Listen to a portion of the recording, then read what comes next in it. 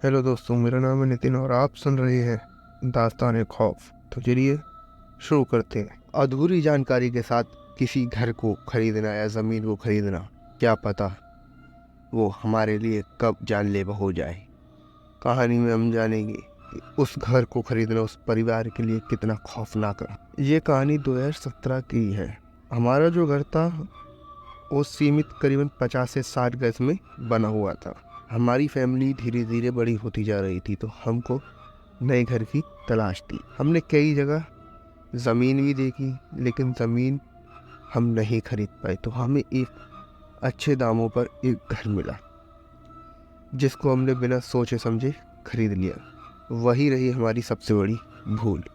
3 महीने बाद हम उस घर में शिफ्ट हो जाते हैं।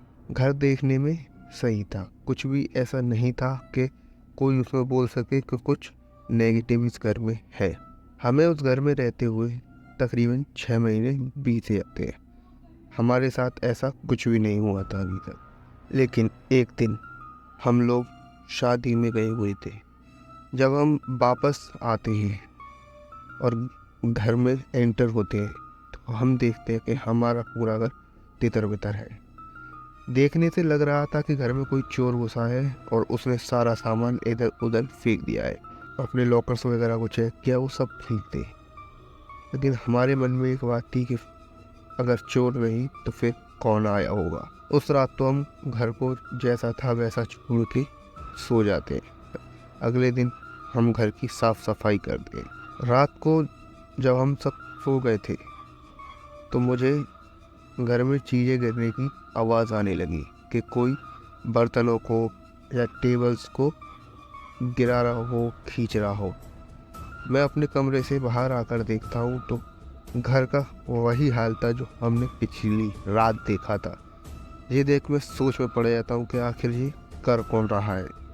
मैं पापा के कमरे की तरफ जाता और उनको जगाता हूँ, उनको जगा कर लाता हूँ और उनको वो सब दिखाता हूँ। वो भी सोच में पड़ जाते हैं कि आखिर ये कर कौन रहा है। इसी तरह से हमारे साथ 1 महीने तक ऐसा होता रहा। हम रात को सोते और रात को घर का सारा सामान सुबह बिखरा हुआ मिलता। हम इस चीज़ से बहुत परेशान थे। आखिर में आके पास ही में एक मंदिर था। वहाँ के पुजारी को हमने अपनी सारी बात बताई। पुजारी जी ने पहले पूछा, मैं आपका पहले घर देखना चाहता हूँ कि आपका घर है कहाँ पर। हम उनको अपने साथ लेकर आए। वो घर के बाहर खड़े होकर बोले, अच्छा तो ये है तुम्हारा घर। और ये बोलकर वो घर के अंदर आते हैं।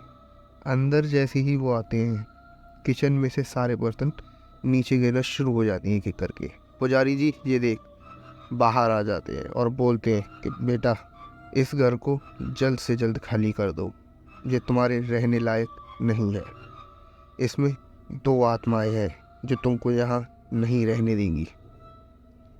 हम पुजारी जी से बोलते हैं कि पुजारी जी, हमारे जीवन भर की पूंजी इस घर में लगी है, हम इसको ऐसे कैसे छोड़ दें। पुजारी जी बोलते हैं कि अगर इस घर को नहीं छोड़ोगे तो वो जल्द ही घर में से किसी एक को अपने साथ ले जाएगी और इसी तरह से मौत का तांडव चलता रहेगा। हर महीने किसी एक की मौत होती रहेगी इस घर में। तो सबसे अच्छा है कि आप इस घर को छोड़ दें। हम पुजारी जी से रिक्वेस्ट करते हैं कि कुछ कीजिए। पुजारी जी हमसे साफ मना कर देते हैं कि मैं कुछ भी नहीं कर सकता, वो आत्माएं बहुत ज़्यादा शक्तिशाली हैं। आखिर में रिक्वेस्ट करने के बाद पुजारी जी बोलते हैं, ठीक है, एक पुजारी जी हैं जो मुझसे भी ज़्यादा सिद्ध है, आप उनके पास जाइए।